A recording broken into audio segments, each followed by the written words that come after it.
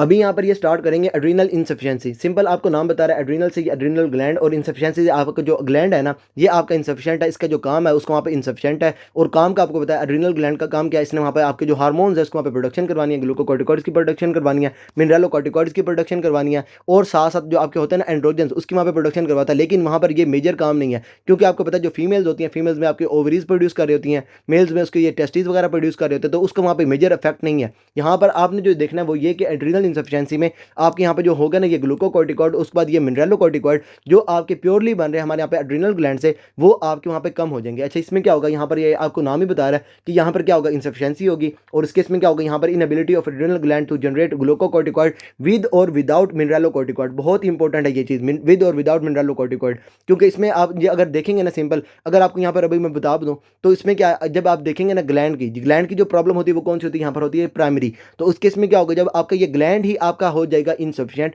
Gland जब आपको वहाँ पे ये काम नहीं कर रहा होगा, तो उस केस में क्या होगा, यहाँ पर ये मिनरलोकॉर्टिकॉइड और ये जो ग्लूकोकॉर्टिकॉइड है ये दोनों आपके कम होंगे, कोर्टिसोल भी कम होंगे, एल्डोस्टेरोन भी कम होगा। लेकिन जब आप बात करेंगे ना सेकेंडरी की, सेकेंडरी में क्या, यहाँ पर आपका जो है ना ये ग्लैंड के अंदर प्रॉब्लम नहीं है, ग्लैंड से बाहर कोई प्रॉब्लम है। और इस केस में आप देखेंगे यहाँ पर ये पिट्यूटरी के अंदर प्रॉब्लम होगी, पिट्यूटरी से यहाँ पर एसीटीएच जो है इसको वहाँ पर ये लेवल कम आ रहा होगा। अच्छा, इस केस में क्या होगा, जब आप देखेंगे ना तो यहाँ पर एसीटीएच जो है इसका काम क्या, इसने आकर ये ग्लूकोकॉर्टिकॉइड की प्रोडक्शन करवानी है, मिनरलोकॉर्टिकॉइड के ऊपर इसका कोई इफेक्ट नहीं है। अच्छा, उसकी रीज़न क्या है कि आपके जो होते हैं ना ये एल्डोस्टेरोन, ये आपका प्रोड्यूस होता है फ्रॉम आवर रास सिस्टम से। जब ये एक्टिवेट, आपके जो ये रास सिस्टम जब ये एक्टिवेट होगा तो वहाँ से क्या होगा, यहाँ पर एंजियोटेंसिन 2 बनेगा और वो आएगा, और आपका जो एड्रीनल ग्लैंड है उसके अंदर ये जो एल्डोस्टेरोन सिंथेज है उसको स्टिमुलेट करवा के जो मिनरलोकॉर्टिकॉइड्स है इसकी प्रोडक्शन करवा रहा होगा। अच्छा, यहाँ पर क्या होगा, जब आप देखेंगे ना सेकेंडरी को, तो सेकेंडरी में ग्लूकोकॉर्टिकॉइड्स प्रोड्यूस नहीं होंगे, लेकिन उसमें यहाँ पर जो पेशेंट है ना उसके अंदर ये जो मिनरलोकॉर्टिकॉइड्स हैं ये उसके वहाँ पे फिर भी प्रोड्यूस हो रहे होंगे।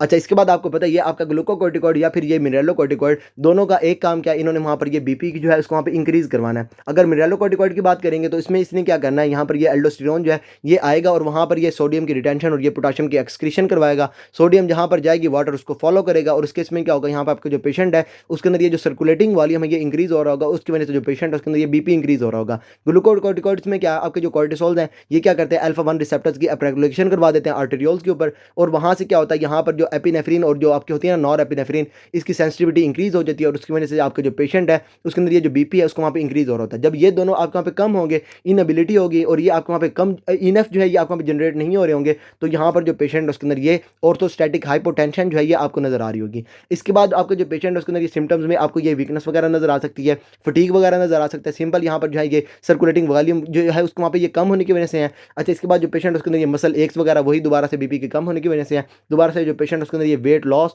उसके बाद यहाँ पर ये जीआई डिस्टर्बेंसेस, इसके बाद जो पेशेंट उसके अंदर ये शुगर या फिर जो सॉल्ट है इसके वहाँ पर ये क्रेविंग। सिंपल इसमें क्या, यहाँ पर ये जो सॉल्ट्स हैं इसमें यहाँ पर ये मिनरलोकॉर्टिकॉइड हो गए, और उसके बाद जो है ना ये पेशेंट इसके अंदर ये जो है आपका है ना ये ग्लूकोकॉर्टिकॉइड ये क्या करवाते हैं, ग्लूकोज की वहाँ पे ये ग्लूकोज के लेवल को इंक्रीज करवाते हैं। इस केस में क्या होगा, यहाँ पर ये दोनों आपको वहाँ पे नहीं होंगे, तो यहाँ पर जो पेशेंट है उसके अंदर ये ग्लूकोज और जो सॉल्ट है दोनों की वहाँ पर ये क्रेविंग हो रही होगी। ठीक हो गया। अच्छा, अगर उसके बाद आपने पेशेंट को ट्रीट करना है तो ट्रीटमेंट में सिंपल आप क्या करेंगे, यहाँ पर ये जो आपके हार्मोन्स होंगे इसकी आप वहाँ पर रिप्लेसमेंट कर रहे होंगे। इसके बाद अब यहाँ पर हम स्टार्ट करेंगे ये प्राइमरी एड्रीनल इनसफिशिएंसी। सिंपल मैंने आपको जो बता दिया, इसके अंदर क्या होगा, जो ग्लैंड है उसके अंदर वहाँ पे इसका ग्लैंड का काम कम होगा। ग्लैंड जब ये काम कम करेगा तो यहाँ पर ये कॉर्टिसोल और उसके बाद ये जो एल्डोस्टेरोन है ये दोनों आपके कम होंगे, और उसकी वजह से क्या होगा, जो पेशेंट उसके अंदर ये हाइपोटेंशन नजर आएगी। और यहाँ पर क्या होगा, एल्डोस्टेरोन भी क्योंकि कम है तो यहाँ पर क्या होगा, जो पेशेंट उसके अंदर ये सोडियम की रिटेंशन नहीं होगी। जब सोडियम की रिटेंशन नहीं होगी तो सोडियम आपको वहाँ पे लॉस हो रही होगी, और यहाँ पर जो पेशेंट उसके अंदर ये हाइपोनेट्रीमिया नजर आएगा, और उसकी वजह से क्या होगा, यहाँ पर ये वाटर भी फॉलो नहीं करेगा, वाटर भी आपको वहाँ पे लॉस हो रहा होगा, तो जो पेशेंट उसके अंदर ये वॉल्यूम कंट्रैक्शन जो है ये नजर आ रही होगी। ठीक हो गया। इसके बाद यहाँ पर जो है ना ये आपकी ये सोडियम रिटेंशन नहीं हो रही, पोटाशियम की एक्सक्रीशन नहीं हो रही, तो जो पेशेंट उसके अंदर ये हाइपरकलीमिया नजर आएगा। इसके बाद जो पेशेंट उसके अंदर ये मेटाबॉलिक एसिडोसिस, और यहाँ पर चीज़ है हमारी यहाँ पे ये स्किन हाइपर पिगमेंटेशन। सिंपल इसमें क्या, यहाँ पर ये जो ग्लैंड है ना, ग्लैंड में ये कॉर्टिसोल की प्रोडक्शन नहीं हो रही। अब ये कॉर्टिसोल का काम क्या होता है, इसने वहाँ पे ये नेगेटिव फीडबैक देना होता है हमारे यहाँ पे ये पिट्यूटरी की तरफ। अब यहाँ पर ये कॉर्टिसोल्स ही प्रोड्यूस नहीं हो रहे, तो अब यहाँ पे क्या होगा, जब ये नेगेटिव फीडबैक नहीं जाएगा तो आपका जो पिट्यूटरी है ये एसीटीएच को ज़्यादा प्रोड्यूस कर रहा होगा। और ये आपको पता है जो एसीटीएच प्रोड्यूस होता है ये कहाँ से प्रोड्यूस होता है, ये आपका प्रोड्यूस होता है फ्रॉम अवर प्रो ओपियो मिलानोकॉर्टिन। अब इस केस में क्या होगा, ये प्रो ओपियो मिलानोकॉर्टिन से आपका एसीटीएच ज़्यादा प्रोड्यूस होगा, और यहाँ से क्या होगा, ये एसीटीएच के साथ साथ जो आपका एमएसएच है ये भी ज़्यादा प्रोड्यूस होगा। ہوگا, جب یہ زیادہ پروڈیوس ہوگا تو یہ کیا کرے گا, یہاں پر نیچے آئے گا, اور جو میلانوسائٹس ہیں اس کو وہاں پہ یہ زیادہ اسٹیمولیٹ کر رہا ہوگا, اور اس میں یہاں پر جو میلانین ہے اس کو وہاں پہ سنتھسس زیادہ ہو رہی ہوگی. تو اس میں کیا ہوگا, جو پیشنٹ ہے اس کے اندر یہ اسکن یا پھر یہ میکوزل ہائپر پگمنٹیشن جو ہے یہ آپ کو نظر آ رہی ہوگی, اور یہ آپ کی ہوگی بیکاز آف انکریز MSH, اور یہ آپ کا جو ہے یہ بائی پروڈکٹ ہوتا ہے آف آور پرو اوپیو میلانوکارٹین کلیویج. اچھا, اس کے بعد یہاں پر یہ جو پرائمری ہے یہ کیا کرے گا, جو سکین ہے اس کے وہاں پہ یہ پگمنٹیشن کروا رہا ہوگا, سمپل. اچھا, اس کے بعد یہ ایڈیسنس ڈیزیز بہت امپورٹنٹ ہے, کیونکہ آپ کو پتہ ہے یہ کوشچن کے اندر بہت زیادہ آ رہی ہوتی ہیں. سمپل کیا ہے, یہاں پر جو پیشنٹ ہے اس کے اندر یہ دوبارہ سے پرائمری ایڈرینل انسفیشنسی ہوگی, لیکن یہاں پر یہ کرونک چل رہی ہوگی. Chronic primary adrenal انسفیشنسی cause by adrenal ایٹروفی اور ڈسٹرکشن. موسٹ کامن کاز کی اگر بات کریں گے تو یہ آپ کی ہوتی ہے آٹو امیون ایڈرینلائٹس کی وجہ سے. مطلب کہ آپ کا جو پیشنٹ ہے اس کے اندر یہ کوئی بھی ایسی کنڈیشن آٹو امیون کنڈیشن ہے جو آپ کی جو ہے نا یہ ایڈرینل گلینڈ اس کو آ کے وہاں پہ جو ہے نا یہ ڈیمیج کروا رہی ہے.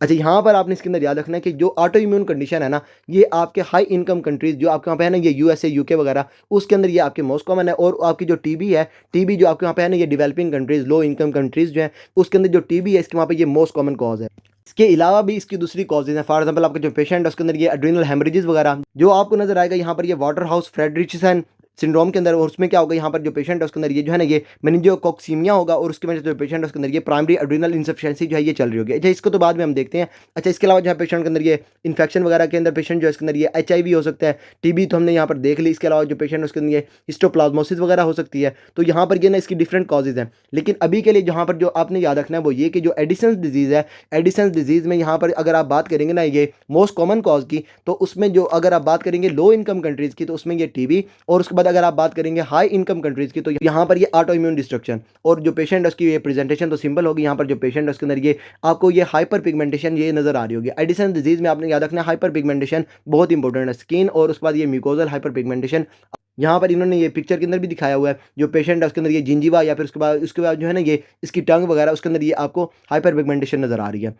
اچھا, اس کے بعد یہاں پر یہ سٹارٹ کریں گے secondary and tertiary adrenal انسفیشنسی. Simple, یہاں پر کیا ہے آپ کو میں نے لاسٹ میں بھی بتا دیا کہ آپ کا جو پیشنٹ ہے جب آپ بات کریں گے نا سیکنڈری کی تو گلینڈ کے علاوہ کوئی پرابلم ہوگی. سیکنڈری کے کیس میں کیا ہوگا, یہاں پر آپ کا جو پیشنٹ ہے اس کے اندر یہ جو پیچوٹری ہے, پیچوٹری سے ACTH کی پروڈکشن کم ہو رہی ہوگی. اور جو ٹرشری ہے, ٹرشری میں سمپل ہے, یہاں پر جو پیشنٹ ہے جب یہ ٹریٹمنٹ وغیرہ لے رہا ہوگا نا, پیشنٹ آپ کا یہ گلوکوکورٹیکوئڈز وغیرہ کو لے رہا ہوگا, تو اس کی وجہ سے جو پیشنٹ ہے اس کے اندر یہ ٹرشری جو ہوگی نا یہ ایڈرینل انسفیشنسی یہ ہو رہی ہوگی. اچھا, آپ کے جو سیکنڈری ہے نا, سیکنڈری کے کیس میں کیا ہوگا, یہ ACTH جو ہے اس کو وہاں پہ پروڈکشن کم ہوگی. اور جو ٹرشری ہے اس کے کیس میں کیا ہوگا, یہاں پر جو CRH ہے نا جو آپ کا پیچھے سے ہائپوتھیلمس سے پروڈیوس ہو رہا ہے یہ آپ کا کم پروڈیوس ہوگا. اچھا, یہاں پر جو پیشنٹ ہے اس کے اندر یہ منرالوکورٹیکوئڈز آپ کو وہاں پہ صحیح سے پروڈیوس ہو رہے ہوں گے, کیونکہ جو پیشنٹ ہے اس کے اندر یہ گلینڈ کے اندر پرابلم نہیں ہے, گلینڈ سے باہر پرابلم ہے. اب یہاں پر کیا ہوگا, جو پیشنٹ ہے اس کے اندر یہ جو کڈنیز ہیں یہ آپ کو وہاں پہ صحیح سے کام کر رہی ہوں گی, راس سسٹم آپ کا صحیح سے کام کر رہا ہوگا, اور وہاں سے کیا ہوگا یہ ایلڈوسٹیرون سنسس جو ہے یہ آپ کو وہاں پہ ہو رہی ہوگی, اور اس کی وجہ سے کیا ہوگا یہ جو پیشنٹ ہے اس کے اندر یہ ہائپر کلیمیا جو ہے یہ آپ کو نظر نہیں آئے گا. اچھا, یہاں پر کیا ہوگا, ایلڈوسٹیرون سنسس جو ہے آپ کے اوپر ریزروڈ ہوگی due to functioning adrenal gland intact Ross system. اور اس کے بعد جو پیشنٹ ہے اس کے اندر یہ نو ہائپر پگمنٹیشن یہ بھی آپ کو نظر نہیں آئے گی, کیونکہ آپ کا جو پیشنٹ ہے اس کے اندر یہ ACTH جو ہے یہ پہلے ویسے ہی آپ کو وہاں پہ کم پروڈیوس ہو رہا ہے, اور اس میں کیا یہاں پر یہ MSH بھی پروڈیوس نہیں ہوگا, تو پیشنٹ کے اندر یہاں پر یہ ہائپر پگمنٹیشن جو ہے یہ آپ کو نظر نہیں آئے گی. اچھا, یہ جو سیکنڈری ہے نا, سیکنڈری ایڈرینل انسفیشنسی یہ آپ کی ہوتی ہے ڈیو ٹو پیچوٹری پیتھولوجیز, اور جو ٹرشری ہے یہ آپ کی ہوتی ہے most commonly due to abrupt سیزیشن of chronic گلوکوکورٹیکوئڈ therapy. اور یہاں پر یہ آپ نے اس کے اندر یاد رکھنا ہے جو پیشنٹ ہے جب اس کے اندر ہوگی نا یہ ٹرشری, تو ٹرشری آپ کی ہوگی فرام ٹریٹمنٹ. اس میں کیا ہوگا, جو پیشنٹ ہے یہ آپ کو وہاں پہ یہ کرونیکلی جو ہے یہ یوز کر رہا ہوگا گلوکوکورٹیکوئڈز کو. اب اس کیس میں کیا ہوگا, جب یہ ابرپٹلی اس کو وہاں پہ یوز کر دے گا, آپ کا جو پیشنٹ ہے اس کے اندر یہ ٹیپرنگ ڈوز آپ نہیں کریں گے, تو اس میں کیا ہوگا, یہ آپ کا جو ہے نا یہ آپ کا یہ ہائپوتھیلمک پیچوٹری ایکسس جو ہے یہ آپ کا پہلے سے سپریسڈ ہے. اب اس کیس میں کیا ہوگا, جب آپ وہاں پہ یہ ابرپٹلی اس کو وہاں پہ سجیشن کر دیں گے تو یہاں پر یہ اسٹیرائڈز وغیرہ آپ کو وہاں پہ پروڈیوس نہیں ہوں گے, اور اس کی وجہ سے آپ کے جو پیشنٹ ہے اس کے اندر یہ ٹرشری جو ہوگی نا یہ ایڈرینل انسفیشنسی یہ آپ کو نظر آ رہی ہوگی. اس کی وجہ سے ہم کیا کرتے ہیں, جو پیشنٹ ہے جب اس کو وہاں پہ ہوتا ہے نا یہ گلوکوکورٹیکوئڈز کے اوپر, تو ہم کیا کرواتے ہیں پیشنٹ کے اندر یہ جو ہوتی ہے نا یہ ٹیپرنگ ڈوز وہ آپ کروا رہے ہوتے ہیں. ٹھیک ہو گیا. اچھا, اس کے بعد یہ لاسٹ پہ آ گئی ہمارے یہاں پہ یہ آپ کی یہ ایکیوٹ ایڈرینل انسفیشنسی. اس کو نا ہم یہاں پر یہ ایڈرینل کرائسس جو ہے اس کو بھی ہم یہاں پہ کہتے ہیں, اور یہ آپ کی ہوتی ہے because of acute stress. For example آپ کو جو پیشنٹ ہے اس کے اندر یہ گلوکوکورٹیکوئڈ جو ہے اس کی ریکوائرمنٹ زیادہ ہے. فار ایگزامپل جو پیشنٹ اس کے اندر یہ جو ہے نا انفیکشن وغیرہ ہے, انفیکشن میں نے آپ کو بتا دیا وہاں پر جو پیشنٹ اس کے اندر فار ایگزامپل یہ HIV ہے, ہسٹوپلازموسس ہے, یا پھر آپ کا جو پیشنٹ اس کے اندر یہ TB وغیرہ ہے.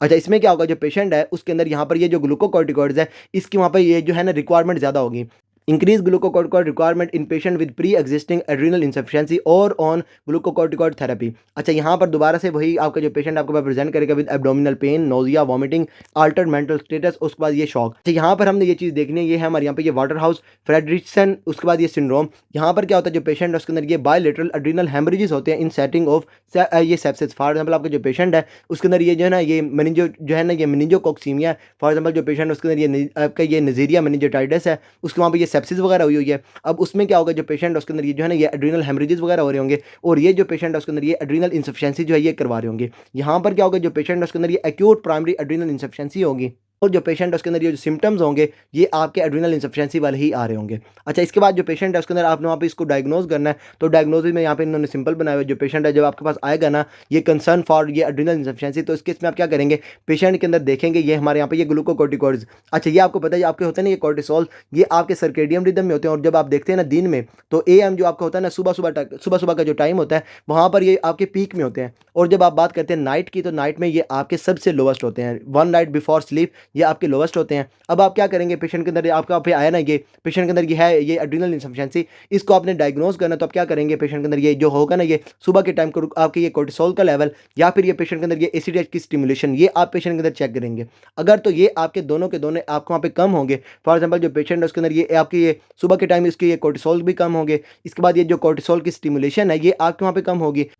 तो इसमें आप क्या करेंगे, पेशेंट के अंदर ये जो है ना ये एसीडीएच ये आप सीरम के अंदर रैंडमली देखेंगे। अगर तो यहाँ पर रैंडम में आपका ये जो एसीडीएच है ये आपका इंक्रीज्ड है, और यहाँ पर जो आपके कोर्टिसोल्स हैं ये आपके कम प्रोड्यूस हो रहे हैं, तो ये आपका होगा ये प्राइमरी एड्रीनल इंसफिशिएंसी। अगर तो ये आपके वहाँ पर जो है ना ये रैंडम में ही आपके कम है, तो उसमें क्या है, यहाँ पर आपका जो पेशेंट है ये आपके पीछे से उसके वहाँ पर स्टिमुलेशन नहीं आ रही, तो इस केस में आपका जो पेशेंट है उसके अंदर सेकेंडरी या फिर जो टर्शियरी एड्रीनल इंसफिशिएंसी है ना ये आपको नजर आ रही होगी। सिंपल आपने इसके अंदर याद रखना, सर्केडियन रिदम में जब आप ये देखेंगे ना सुबह के टाइम पे लेवल, तो अगर ये आपका ये कोर्टिसोल सुबह के टाइम पे कम है या फिर ये स्टिमुलेशन पे आपके कम है, तो आप देखेंगे ये रैंडम एसीडीएच का लेवल। अगर तो एसीडीएच जो है ये आपका रैंडमली भी आपका वहाँ पे इंक्रीज्ड है, और इसमें आपकी हो जाएगी ये प्राइमरी एड्रीनल इंसफिशिएंसी। अगर ये रैंडमली आपका डिक्रीज है तो ये आपकी हो जाएगी सेकेंडरी। सेकेंडरी में क्या होगा, आपका जो है ना ये पिट्यूटरी यही इसको वहाँ पे प्रोडक्शन नहीं करवा रहा होगा। सेकेंडरी या टर्शियरी जो है दोनों में आपका जो एसीडीएच है इसका वहाँ पे लेवल कम होगा। अच्छा, इसके अलावा जो है ना ये पेशेंट के अंदर आप ये एसीडीएच स्टिमुलेशन टेस्ट भी करवा सकते हैं। सिंपल आप क्या करेंगे, एक्सोजिनस जो है एसीडीएच देंगे। अब इस केस में क्या होगा, जब ये एसीडीएच चला जाएगा तो यहाँ पर क्या वो ये जो सेकेंडरी वाला काम है ना जो आपको वहाँ पे एसीडीएच कम है ये आपको वहाँ पे टोटली ठीक हो जाएगा। तो इस केस में क्या होगा, जब ये पेशेंट के अंदर होगा ये सेकेंडरी या फिर टर्शियरी एड्रीनल इंसफिशिएंसी होगी, तो उसके अंदर ये जो कॉर्टिसोल होंगे उसकी वहाँ पे ना ये प्रोडक्शन होना शुरू हो जाएगी। अगर तो जो पेशेंट है उसके अंदर होगी ये प्राइमरी एड्रीनल इंसफिशिएंसी, तो उस केस में अब जब ये पेशेंट को देंगे ना एसीटीएच बाहर से देंगे, तो उसमें क्या होगा, यहाँ पर ये बाहर से भी आ रहा है, उसके बाद ये पहले ही बॉडी के अंदर पहले से ही बहुत इंक्रीज है। अब इस केस में क्या होगा, यहाँ पर जो पेशेंट है उसके अंदर ये जो कॉर्टिसोल है इसका लेवल प्रोड्यूस आपको वहाँ पे ना ये कॉर्टिसोल की प्रोडक्शन नहीं होगी। सिंपल क्या, जब आपके जो पेशेंट है उसके अंदर होगी ना ये एसीटीएच जो है ये बाहर से देंगे और वहाँ से इसकी प्रोडक्शन नहीं होगी, तो ये आपकी होगी प्राइमरी। अगर तो बाहर से देने से इसकी प्रोडक्शन होगी तो ये आपकी हो जाएगी ये सेकेंडरी या फिर टर्शियरी। फर्स्ट एड के पुराने वर्जन पे ना उन्होंने ये मेट्रियाप्योन स्टिमुलेशन टेस्ट भी दिया हुआ है। सिंपल उसमें क्या, यहाँ पर ये जो होती है ना मेट्रियाप्योन ये क्या करती है, आपके जो होता है ना ये कॉर्टिसोल इसके वहाँ पे कन्वर्जन को रोक रही होती है। आपको पता है ये जो कॉर्टिसोल है ये कहाँ से आ रहा है, ये पीछे से आ रहा है हमारे यहाँ पे ये D11 डिऑक्सी कॉर्टिसोल से। अब इस केस में यहाँ पर जो होती है ना मेट्रियाप्योन ये क्या करती है, इसको वहाँ पे इनहिबिशन करवा देती है। जब आप पेशेंट के अंदर देंगे ना ये मेट्रियाप्योन, और वो जो है यहाँ पर जाके इनहिबिशन करवा देगी, और यहाँ से जो है पेशेंट के अंदर ये 11 डिऑक्सी कॉर्टिसोल का लेवल इंक्रीज हो जाएगा, और उसके अलावा जो है ये पीछे से आपका जो है ये एसीडीएच जो इसका वहाँ पे लेवल इंक्रीज हो जाएगा, तो ये आपका नॉर्मल है। अगर जो पेशेंट है उसके अंदर होगी ये प्राइमरी एड्रीनल इंसफिशिएंसी और उसमें आप देंगे पेशेंट के अंदर ये मेट्रियापोन, तो उसमें क्या होगा, यहाँ पर जो है ना ये पेशेंट के अंदर ये क्या कहते हैं इसको, ये जो एसीडीएच है इसका वहाँ पे लेवल इंक्रीज होगा, लेकिन यहाँ पर जो है पेशेंट के अंदर ये 11 जो डिऑक्सीकॉर्टिसोल है इसका लेवल वहाँ पर फिर भी डिक्रीज होगा। अच्छा, इसके बाद यहाँ पर जो पेशेंट है अगर आपने उसके अंदर देखना है ये टर्शरी या फिर ये सेकेंडरी, तो उस केस में क्या होगा, यहाँ पर जो पेशेंट है उसके अंदर ये जो आपकी है ना ये कन्वर्जन ये आपकी हो रही है यहाँ पर इनहिबिट। अब इस केस में क्या होगा, जो पेशेंट है उसके अंदर ये जो एसीडीएच है इसका लेवल इंक्रीज या फिर डिक्रीज या फिर ये नॉर्मल आपको नजर आ सकता है, लेकिन क्या होगा जो कॉर्टिसोल्स है इसके वहाँ पे ये जो कन्वर्जन हो रही है ये आपकी इनहिबिट हो रही है, तो इस केस में आपका जो पेशेंट है उसके अंदर जो 11 डिऑक्सीकॉर्टिसोल है इसका लेवल आपको वहाँ पे कम नजर आ रहा होगा। और ये आपको पता है ये आपकी जो सेकेंडरी है ये आपकी होई कि आपको वहाँ पे ये क्या कहते हैं इसको, ये आपकी पिट्यूटरी की वजह से रही है, तो इस केस में क्या होगा, यहाँ पर जो है ना ये कॉर्टिसोल इसके वहाँ पे पीछे से प्रोडक्शन नहीं हो रही, तो यहाँ पर ये जो 11 डिऑक्सीकॉर्टिसोल है मेट्रियापोन देने से ये इसका वहाँ पे जो लेवल है ये आपका पहले से ही डिक्रीज होगा, तो इस केस में जब आप ये मेट्रियापोन देंगे भी तब भी ये 11 डिऑक्सीकॉर्टिसोल जो ये आपको वहाँ पे कम होगा। تو یہ سارا ہمارے یہاں پہ ایڈرینل انسفیشنسی کے اندر سمپل آپ نے اس کے اندر جو یاد رکھنا ہے وہ یہ کہ جب آپ بات کریں گے نا سٹارٹ میں تو یہاں پر کیا ایڈرینل انسفیشنسی میں آپ کے جو پیشنٹ اس کے یہ ٹریٹمنٹ میں آپ یہ والا دے رہے ہوں گے اور سمٹمز یہاں پر آپ کی یہ آرتھوسٹیٹک ہائپوٹینشن، یہ فٹیگ، اس کے بعد یہ ویکنس، اس کے بعد یہ ویٹ لاس، مسل ایکس، یہ جی آئی ڈسٹربنسز، اس کے بعد یہ کریونگز وغیرہ آپ کو وہاں پہ نظر آئیں گی. اور اس کے بعد یہ جو پرائمری ہے، پرائمری میں آپ نے یاد رکھنا ہے جو پیشنٹ ہے یہ اس کے اندر وہاں پہ نا آپ کو یہ اسکن کی جو ہے نا یہ پگمنٹیشن آپ کو نظر آ رہی ہوگی اور یہ آپ کی ہوگی because of increase M S H. اچھا اس کے بعد یہاں پر یہ آپ کی ایڈیسن ڈیزیز اور یہ سمپل یہی ہے آپ کی جو ہے نا یہ پیشنٹ کے اندر ہوتی ہے پرائمری ایڈرینل انسفیشنسی، لیکن یہ آپ کی کرونک چل رہی ہوتی ہے. اور اس کے بعد اس کی جو کاز ہے، کاز میں اگر آپ بات کریں گے ہائی انکم کی تو ہائی انکم کنٹریز کی تو وہاں پر آٹو ایمیون ڈسٹرکشن، اور اس کے بعد اگر آپ بات کریں گے لو انکم کنٹریز کی تو وہاں پر یہ ٹی بی. اس کے بعد یہ سیکنڈری اور یہ ٹرشری. سیکنڈری میں کیا ہوگا، ایسیڈ کی پروڈکشن کم ہوگی. ٹرشری میں کیا ہوگا، یہاں پر جو سی آر ایچ اس کے وہاں پہ پروڈکشن کم ہوگی. اور دونوں کے کیس میں آپ کو یہاں پر ہائپر کلیمیا آپ کو نظر نہیں آئے گا کیونکہ آپ کا جو پیشنٹ ہے اس کے اندر جو راس سسٹم ہے آپ کا صحیح سے کام کر رہا ہے، سوڈیم کی ریٹینشن کروا رہا ہے، اس کے بعد جو ہے نا یہ پوٹاشیم کی ایکسکریشن کروا رہا ہے، تو ہائپر کلیمیا آپ کو یہاں پر نظر نہیں آئے گا. سیکنڈری ہوگا یہاں پر یہ پیجوٹری کی وجہ سے، اور جو ٹرشری ہے یہ آپ کا ہوگا فرام اوور ٹریٹمنٹ. اس کے بعد یہ ایڈرینل انسفیشنسی سمپل اس کے اندر یہ کیا ہے کہ آپ کا جو پیشنٹ ہے اس کے اندر یہ کوئی بھی اسٹریس ہوگی اور اس کی وجہ سے آپ کا جو پیشنٹ ہے اس کے اندر یہ جو گلوکوکورٹیکوئڈز ہے اس کی ریکوائرمنٹ وہاں پہ میٹ نہیں ہو رہی ہوگی. اور اس میں آپ نے یاد رکھنا جو پیشنٹ آپ کے پاس پریزنٹ کرے گا with acute abdominal pain, نوزیا، vomiting, الٹر mental state, اور اس کے بعد یہ شوق کے ساتھ. اچھا اس کے بعد یہ جو ہے نا یہ واٹر ہاؤس، یہ فریڈریسن سنڈروم، اس میں کیا یہاں پہ آپ کا جو پیشنٹ ہے اس کے اندر ہوگا یہ میننجوکوکسیمیا، اور اس کی وجہ سے کیا ہوگا یہاں پر جو پیشنٹ ہے اس کے اندر ہوگا یہ آپ کے نا ایڈرینل ہیمریجز، اور اس کی وجہ سے کیا ہوگا جو پیشنٹ ہے آپ کے پاس پریزنٹ کرے گا ود ایڈرینل انسفیشنسی. اور اس کے بعد آپ نے اگر پیشنٹ کو وہاں پہ ڈائگنوز کرنا ہے تو ڈائگنوز میں سمپل یہاں پر جو انہوں نے بنایا ہوا ہے وہ یہ کہ آپ جو پیشنٹ ہے اس کے اندر دیکھیں گے صبح کے ٹائم یہ کورٹیسول کا لیول، اور اس کے بعد جو پیشنٹ ہے اس کے اندر یہ جو ہے نا یہ کورٹیسول اسٹیمولیشن ٹیسٹ آپ اس کے اندر وہ کروائیں گے. اگر تو یہاں پر جو ہے نا یہ پیشنٹ کے اندر یہ کورٹیسول کا لیول کم ہے، یہ تو آپ کو وہاں پہ جو ہے نا یہ ویسے ہی کم ہوگا ایڈرینل انسفیشنسی کے اندر. اور اس کے بعد جو پیشنٹ ہے اس کے اندر یہ جو ہے نا آپ نے وہاں پہ یہ اسٹیمولیشن ٹیسٹ کروایا،